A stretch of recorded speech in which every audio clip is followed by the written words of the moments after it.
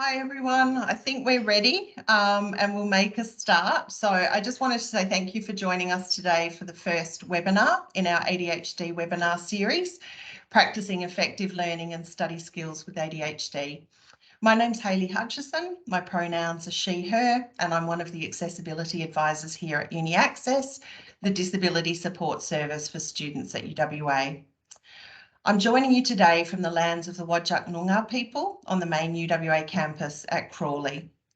The Whadjuk Noongar people remain the spiritual and cultural custodians of their land and continue to practice their values, languages, beliefs and knowledge. I pay my respects to their elders past, present and emerging, and I extend this respect to all Aboriginal and Torres Strait Islander peoples here today. Before we begin, I'm just going to go through some important housekeeping information. So I have turned on transcripts. If you're having any difficulty accessing that and need them, you can activate captions by clicking on the More Actions icon, the three dots at the top of your screen, and selecting the Turn On Live Captions option. This webinar is being recorded. The recording will be available in Microsoft Teams straight after the event and will be on our website in coming days. Throughout the presentation, please feel free to use the chat function to chat with us and each other. And if you have any questions you'd like answered by our presenter or the Uni Access team, please use the Q&A function. I'm looking forward to today's webinar, which will be presented by Izzy Rosson, a Senior Learning Skills Advisor from Study Smarter, UWA's Academic Skills Centre. Today, Izzy will discuss strategies to help you stay on track and make the most of your study time. So thanks, Izzy, for your time today, and I'll hand over to you. Okay, and can I just check everybody can see that screen all right? You're not seeing a strange version of it or anything? Hayley, if you could just confirm. Yeah, no, all good, Izzy. Fantastic. I can see the screen, okay. Looks good.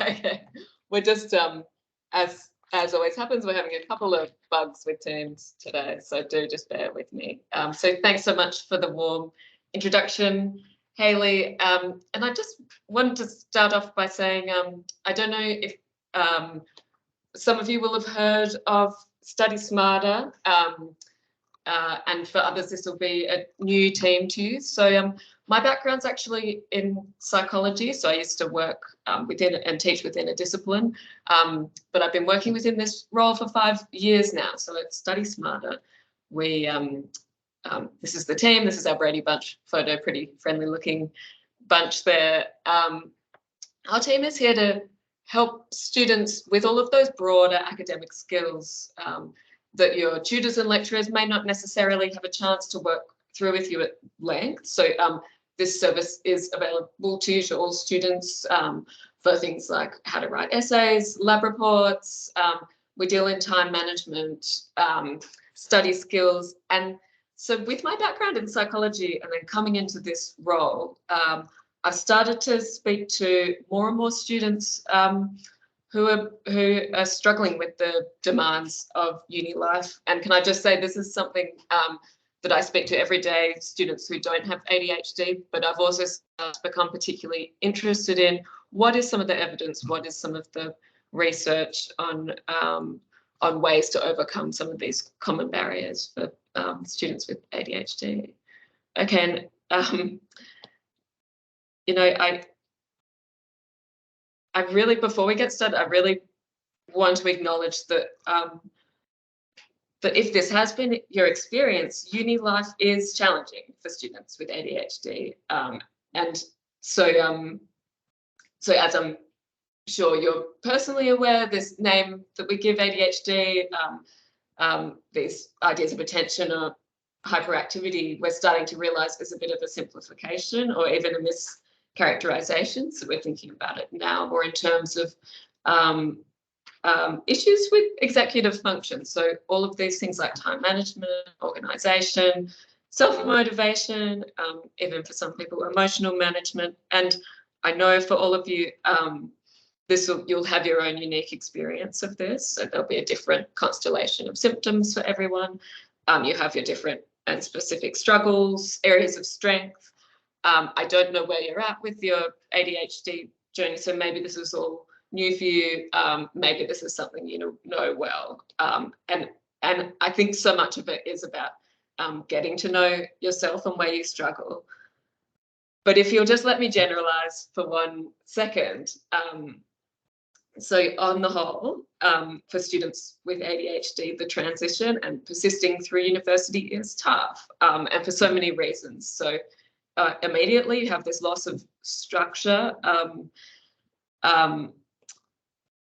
you know, and we know what's rewarded at university. So it's this ability to proactively and consistently sort of develop, organize, enact, and follow through on plans over time, particularly plans for which there's no immediate payoff. So that's why we think of coming to university as a bit of a perfect storm. The environment itself, the external conditions are not particularly conducive. So you'll have low contact hours, probably the greatest amount of self-motivated time you're likely to have in your adult life. Seriously, it is probably going to get easier when you have the constraints of a full-time job. You have reduced accountability. No one's necessarily checking in on you to see if you're showing up to lectures. You need to set long-term goals, studying for exams, working on assignments. And what we know is, and I know personally from chatting with lots of students, is that ends up happening is the stress kind of looms, these deadlines are coming up, it can lead to anxiety, further procrastination, until you're kind of pushed to action at the last minute. And you may pull it off, but it doesn't feel that good. Okay, so I do want to acknowledge those barriers, but I'm not trying to instill you with hopelessness here. I just want to say I know what you're doing is really hard, but that's not to say there's nothing you can do about it. So fortunately, and I'm starting to read more and more, and I'm learning so much from speaking to students all the time. There's this growing body of evidence showing that for students with ADHD, these skills, time management, managing your study life, can be learned and developed. It might be a bit of a larger load. It might take a bit more of an investment than a neurotypical student. But can I say that this period, for students without ADHD, a lot of these same things apply. I'll speak to students every day too, who are learning all of these time management skills. But for you, it is very possible, and we're here to help, and that's what I want to keep reiterating. Okay, so I know there's actually a lot of collective expertise here. You guys are the ones who've been working this out, managing this. So I just wanted to throw this question out there.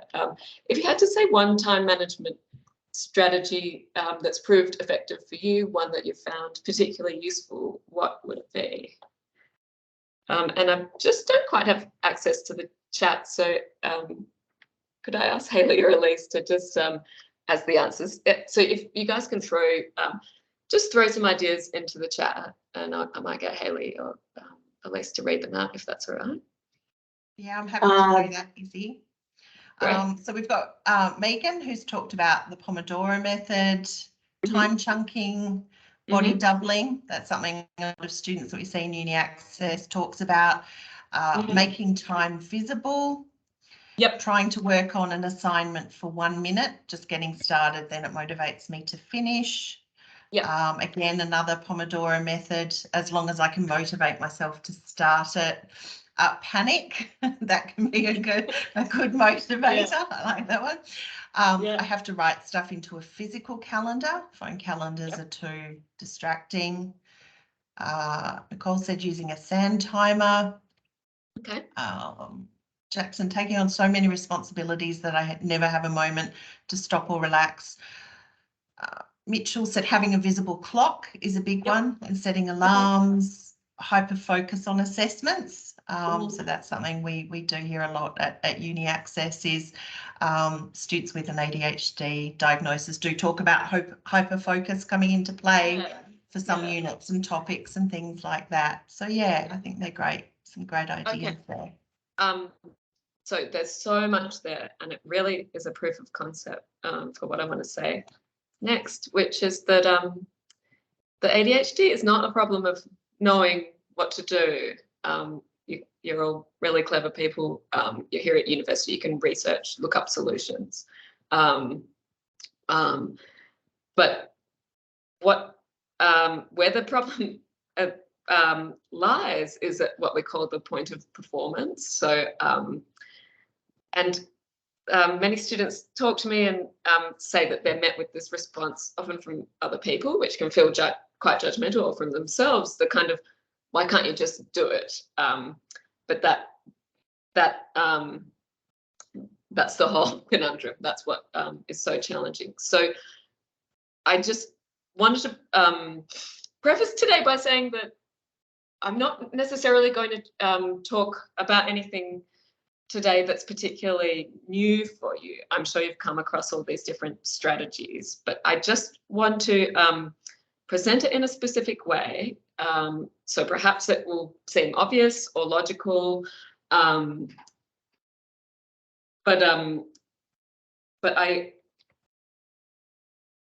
I want to talk about how to make some of these things a bit more sticky. These sort of really small changes or small nudges where you can try to make what you do, implement some of these things to make them more habitual and less effortful.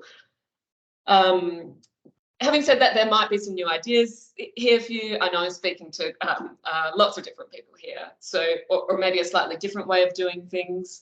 But if not, if there's no new ideas here, I just want you to take the opportunity to reevaluate and get back on track.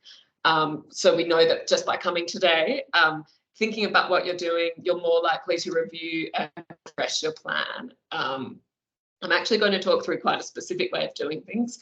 There are other equally valid ways. You also know what's worked well for you. But if you're looking for something simple and you're just suffering from a bit of that choice paralysis, this might be just something a bit new to try, with the hope that you can stick with it. Okay, so I want to talk through, and we, in the irony of all ironies, we're going to be running a little late, I'm sorry, because of those technical difficulties, but I'll see how it goes. So I want to talk through how to make your planning tools work for you, staying on task in the study session, and getting back on track. Okay, so making a study tools work for you. So again, a lot of students, and as you guys all suggested, say to me that they have a planner, they write long to-do lists, but these tools quickly they lie unused, or they become something stressful and overwhelming, or even worse, just this list, this way to almost fail every day. So I want you to hold in mind the planner is there for you as a tool to help you, but it's best if you can start small and try to really integrate it as part of your life. And I want to hold on to these two principles, that simpler is better, and to start small and build up. Okay. So again, nothing that new, but just a way of thinking about it is these three tools, which I think is plenty, because sometimes there's so many options available to us now. There's all different types of apps. You know, there's beautiful planners you can buy. But if you just think about it in terms of these three different tools, so first of all, the comprehensive to-do list, which will serve as a kind of task dump. So that I think somebody was saying that externalizing working memory, just getting everything down. Then that's distinct from the daily to-do list, which we want to make as modest as possible, so we're not setting ourselves up for failure. And then I do think the daily and weekly planner is essential. Okay. So the comprehensive to-do list. Hold on, guys. Just lost access. Just give me 1 second.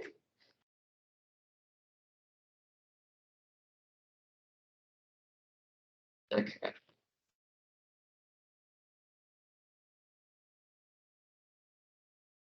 Yes. Yeah, so this is going to be your master list. And the idea is, I know the idea of a huge list can seem overwhelming to some people, but what we're trying to do is free up mental space. So you're trying to get everything, those thoughts out and onto the page. And this will be used as a kind of, that feeling of a task popping up in your head, and then it starts to become distracting. So you want this to, the master list to be accessible enough that you can jot it down, but not this sort of overwhelming daily list. So ideally, you'll have tasks for the next 1 to 6 weeks, and then you'll use it to prioritise, to kind of find the tasks that will become most important in the next week. And again, something I'm sure you've probably heard, find some way of prioritising as you review it periodically. Colour systems is a nice simple way: green, yellow, and red. And this is one way of doing it. You can have a section for each unit you're studying, and perhaps individual sections for other life stuff. Simpler is better. A Word document is perfectly fine. The Notes app on your phone is perfectly fine. Okay, so the planning tool, number 2, the planner itself.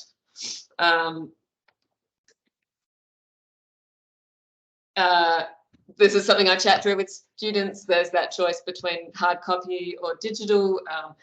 They have their pros and cons. But if you do go hard copy, I'd suggest as simple as possible so it doesn't become more distracting, and choose one that just at its most basic level has those different time, the day divided into different time periods, so you can block out those chunks of time. Hard copies, they're liable to losing them. The problem with planners on our smartphones and computers is that then opens up all sorts of distractions. So one thing that some students try is that they have it just as the front page of their smartphone. So if you open your phone, it just has the planner as the first thing. If you opt for the hard copy, I want it to become one of those essential items. So when you're doing the check at the door, the phone, keys, wallet, check you've got your planner. So, so the key here is turning it into a tool of everyday life, not as something overwhelming as a way to fail. Remember, it's there to serve you. But the key principle here is it becomes a way of visualizing your day, of setting out and creating that sense of the day, that sense of time, which may be a bit harder to plan in your head. And it should be referenced multiple times through the day. You want to glance at it, review it, refresh it. Plans sometimes need to change, but it gives that blueprint for the day. And the main principle of how to use it that I want to talk through is that you want to try to make appointments with yourself. All of that that lack of structure that characterizes university, you want to try to approximate some structure. So you can start by putting in all your set class times, assignment due dates, so you can work backwards from them. I won't go into this too much today, but if you don't know already, Study Smarter has quite a useful little tool called the assignment date calculator that can break down. You can enter in the due date of your assignment and it'll break down and help you work backwards. So important to get your basic self-care in there, travel time to and from uni, exercise, leisure. I know, some students say to me, again, populating the whole planet and filling it up like that can become overwhelming, but give it a shot. Remember, we're keeping in mind that the plan is not some external thing that's telling you exactly what to do. It's there to work with you. Okay, and this is probably the most important aspect in relation to study. What I'd suggest is allocating specific blocks of independent study times with set places for each of your units. So it tends to be 3 to 5 hours per week per unit. So that week does fill up pretty quickly. And I've got a picture of somebody brushing their teeth there, because what we know about habit formation is that if we do it at the same time and the same place every day, it starts to become habit. It starts to become more natural, more habitual and routine. And then it's taking off that load from that self-management and that self-control where you're forcing yourself to sit down. You want it to become just part of your weekly routine, much like your tutorial is, much like getting up and having breakfast and brushing your teeth is. Okay. So the third tool, and I really do think this is plenty then, is the daily to-do list. And this will become your portable reminder of your daily hand-picked tasks. And I think a realistic number here is about 3 and definitely no more than 5. And write these out in specific behavioural terms if you don't do that already. Something like email anatomy and human bile tutor to clarify lab task. I'm going to do that at 2 p.m. Read an annotated paper for week 2 history tutorial. Okay, and with the daily planner, this really is for the most relevant tasks that are happening today, which you want to achieve today, that run the risk of being put off or forgotten.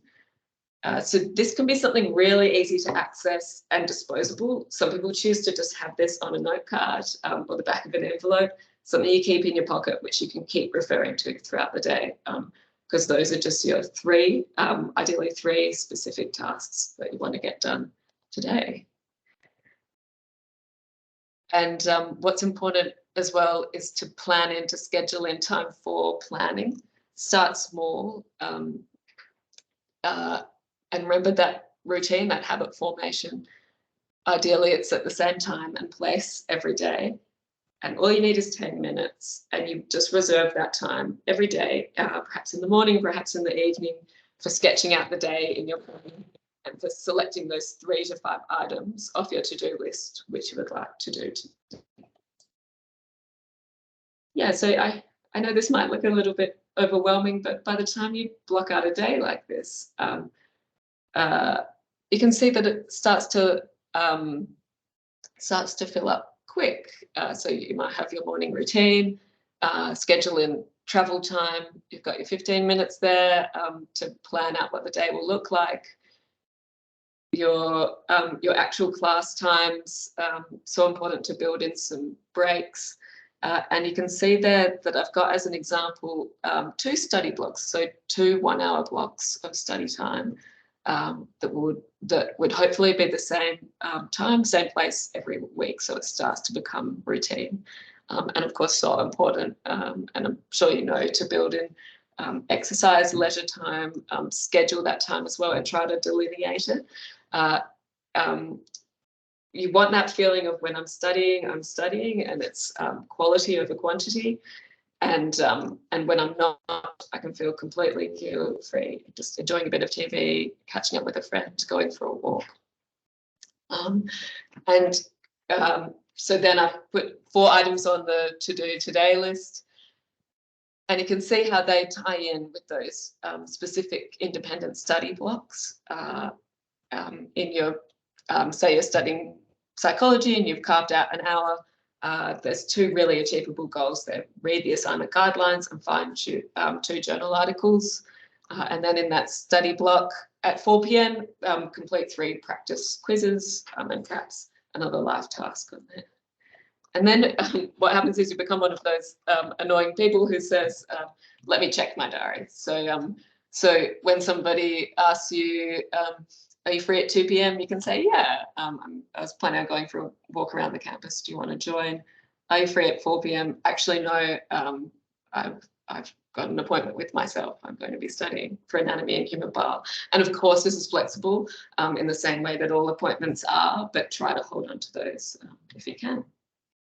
Okay, staying on task in the study session. Same with those specific behavioural goals for each session, a bit like writing those tasks on your to-do list.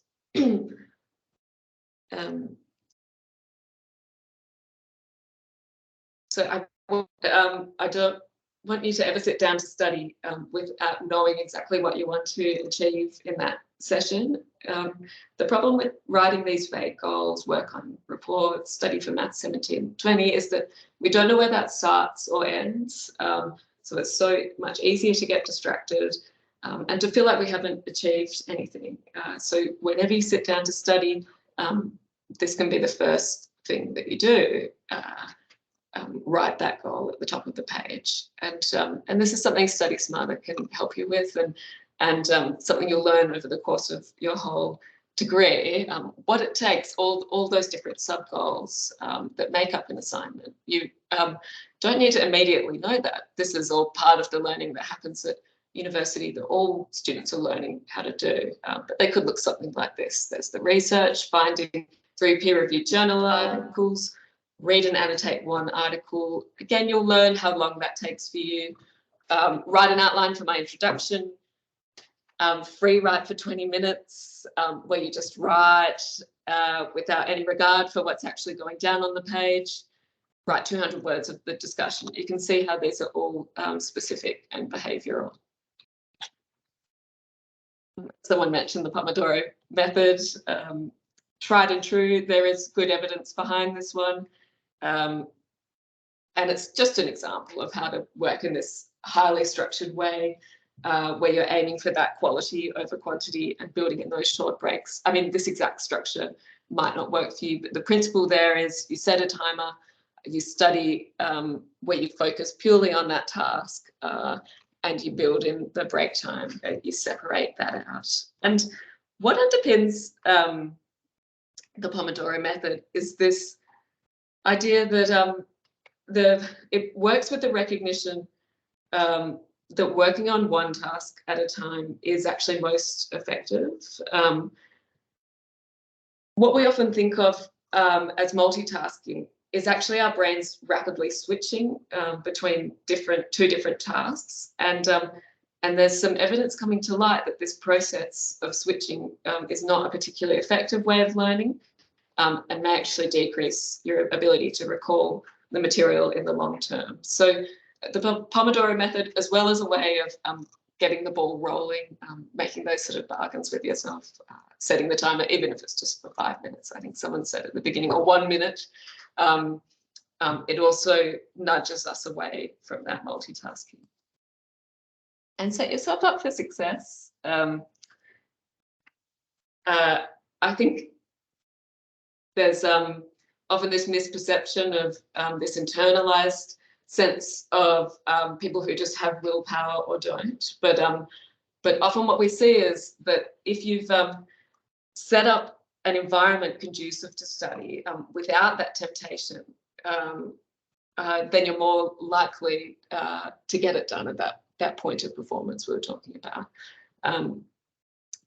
Some fascinating research, so it's surprising the extent to which our behaviour is influenced by the environment around us. You might have noticed that supermarkets set up chocolate bars right at the checkout, milk at the back of the store, working on that logic that that's when people their willpower will be at the lowest. People who are walking around with toddlers, that's when the toddler has run out of attention. So you want to kind of do the opposite for yourself. Create a nice environment that clearly delineates between your study space and your leisure spaces. You can plan for technology-free study. And another way of thinking about setting yourself up for success is reevaluate those goals. So when you sit down and you write down that specific study goal and you feel that it's causing some anxiety, rewrite the goal, reset the task such that it's realistic. So smartphones are the sort of writ large equivalent of chocolate bars at the counter. They're designed to pull our attention away, to grab our attention. Another fascinating study that came to light quite recently shows that the mere presence of our smartphones is actually distracting. So they found that even when people had the phone turned off, but next to them on the table, it sort of drew attention away and inhibited people's performance on a set of cognitive tasks. So I know this isn't always realistic, but if you can pop the phone in the next room, that's a very normal feeling. That it's because what the researchers think is going on is that it's actually taking conscious effort. It's using up some of our capacity to not pick up the phone and look at it. Okay, and now getting back on track.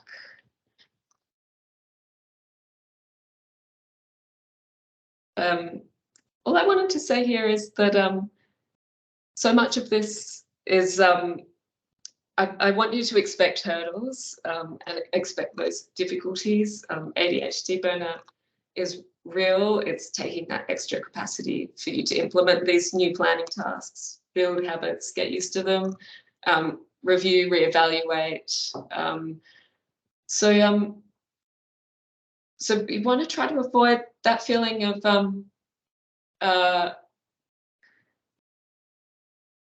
when it has all become too overwhelming, and it feels like you've sort of created these huge plans and you're not even getting any of the tasks done. So what's the point? I want you to, if you can, try to think of tomorrow as a new day.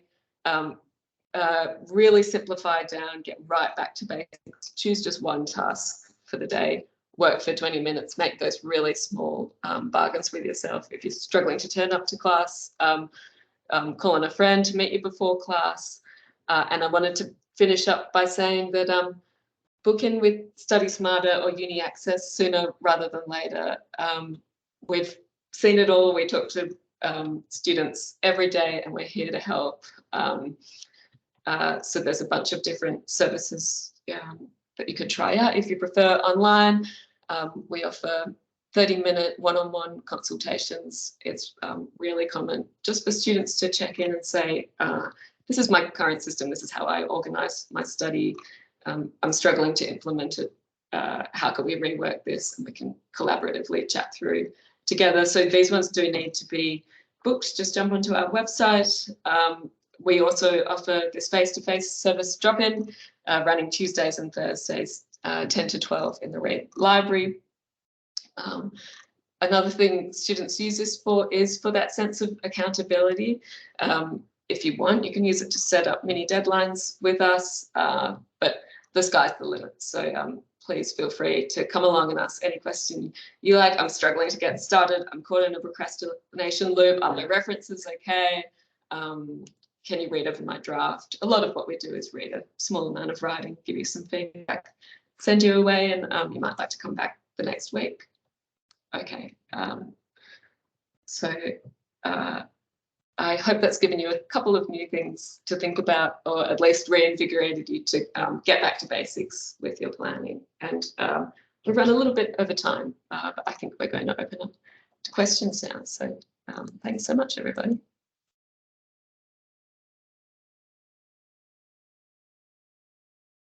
You see, I had a question. I mean, firstly, thank you for a great presentation. And I think, I mean, there's some interesting and really useful things I'll take away from today. I really like the idea of the 3 different planners, and I know I have a comprehensive list and love seeing things drop off that. You know, hopefully it's usually the lower priority stuff. But just a question I had, and it related to some of the comments I was seeing in chat, was do you have any advice on setting goals and putting an activity into a planner or to-do list when you don't really have any idea of how long it may take you? That's something we hear a lot from students, is that they just don't have a sense of how long a task is going to take. Yeah. So I would say under schedule. So just be as modest as you can. Try to, or I suppose it's over schedule. Give more time than you think always. And then it really is just something that is ever changing, something that you'll need to learn about yourself, because in first year, reading a journal article might take 3 hours. By the time you get to masters, you might be able to skim through it in 20 minutes and comprehend it really well. So allocate more time than you think. Try to self-monitor and jot down, well, how long did that take me? Yeah, okay, I can just see a question there. You say to only put 3 to 5 things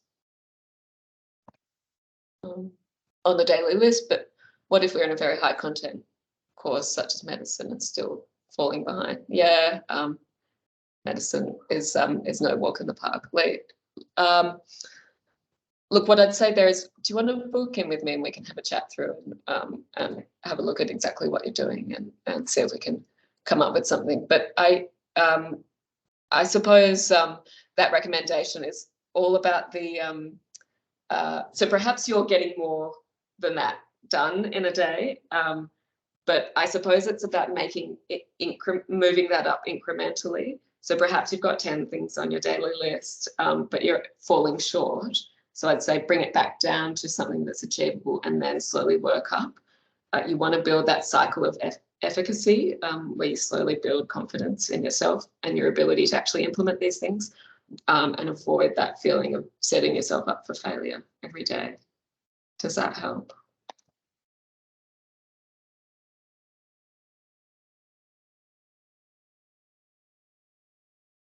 Izzy, any tips on how to prioritise properly? Yeah. So what are some of the struggles that come up with that?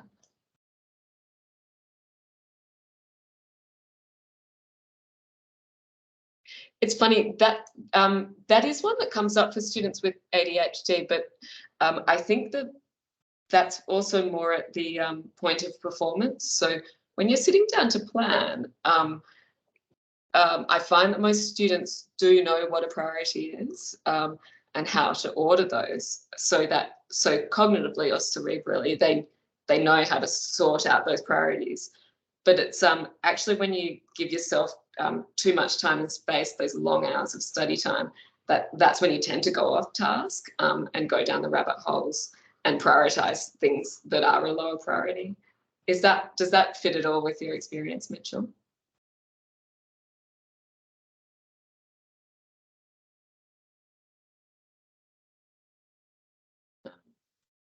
Yeah, exactly. Yeah. So it's not a problem of knowing. Like I say, you're all clever people. So and it's something you learn too. You start to realize, what do I need to do first for an assignment?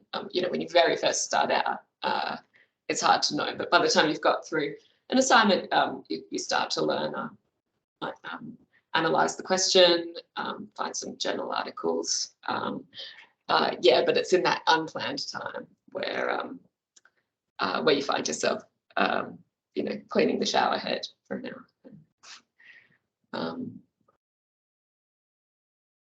I want to learn everything, so everything is a priority. Although at least it's that feeling of being engaged, which is great. Sometimes I don't want to limit myself, even though I know I won't be able to finish everything, but it's frustrating. Yeah, so frustrating. We're going to have a session on this in a future seminar, but so much of this is about that self-compassion, about validating yourself, being kind to yourself, because it is frustrating, it is hard. So do what creates that more positive cycle for you, that cycle of efficacy, where you build up your confidence and learn that you can actually execute these tasks, just with a few more nudges, with a little bit more structure than perhaps another student might need. Izzy, there was a really good question from Paulina about making appointments with yourself and finding that difficult with anticipation anxiety. Do you have any comments on that particular question from Paulina? Oh, yeah, of course. So anticipation anxiety in terms of before the appointment and associated with keeping those appointments that you set up for yourself. I think Paulina's tried blocking apps for routines before, but sort of any sort of suggestions about maybe how you manage that anxiety? Yeah. No, I don't want to delve into the anxiety part too much, but I would say just make the goal even smaller. Keep bringing it right down, because often that anticipation is we've actually set up a goal that's quite hard for us to do. You know, sometimes I'll speak to a student and the goal is something like write the introduction to my lab report, and I haven't done that before and I don't know how to do it. So break that right down to the goal for that session might be read one example of an introduction to a lab report. So that's perhaps something that is achievable. If that feels too stressful, it might be in that one session that you've set aside, I'll email my tutor with one question. I'll find one resource that sets out how to structure a lab report, something like that. Does that help at all? I'm not quite sure if that answered your question. Yeah, oh, and transitions between tasks. Yeah, there's so much I could have talked about today as well. I'm sorry, we're so limited by time, so I just picked a couple of things. Yeah, well, a lot of it is that self-knowledge. One of the phrases I've heard is walk into the room with a purpose. So you recognize that when you're transitioning, so it's not just that you set the goal at the beginning of the study session. Say your timer goes off and you know it's coming to a close. Then you think about, well, what's my next task? As I get up to move, what am I doing that for? Where am I headed? What am I going? Or build in the vortex of time wasting as well. So perhaps when you finish that task, you genuinely do need a break and go with that. So just delineate it, allow yourself that space to just do that mindless scrolling. Or, find it really hard to get back to a task after taking a study break. Yeah.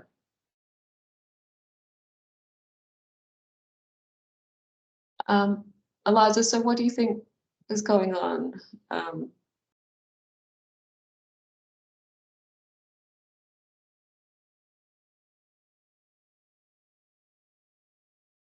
So Charles says, I often take massive breaks between tasks and I don't really know how to remedy that. Some tasks are very mentally taxing.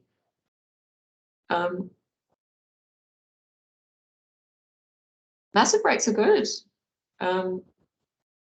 You know, I think most of us overestimate how long we can really sit down and pay attention.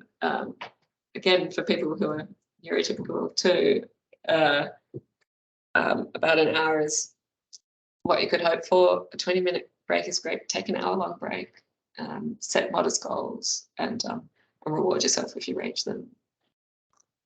Yeah, or Megan says don't take breaks. Izzy, I think we probably will wrap up. I'm just conscious of time. So I just wanted to say thank you so much for today. Are you happy if there's any unanswered questions in the chat? We can post some replies back in the chat, which will still be available for people that have attended. So we'll go through and make sure that everything has been answered. Abby, yeah, we scheduled the seminar in line with sort of lectures, so to finish officially at 1:45, but Microsoft wouldn't let me book the webinar. It was an hour chunk. So I am conscious if people need to head off and get to class or have appointments. So yeah, Izzy, thank you so much for today. And before we finish, I just want to note our next ADHD webinar, which is coming up on Tuesday, the 23rd of August, Living with ADHD, Strategies for Wellbeing, and that will be presented by Glenda Farmer from the School of Psychological Science. And Izzy already mentioned that. I think that's going to be a great presentation as well, because it will be talking about self-compassion and kindness.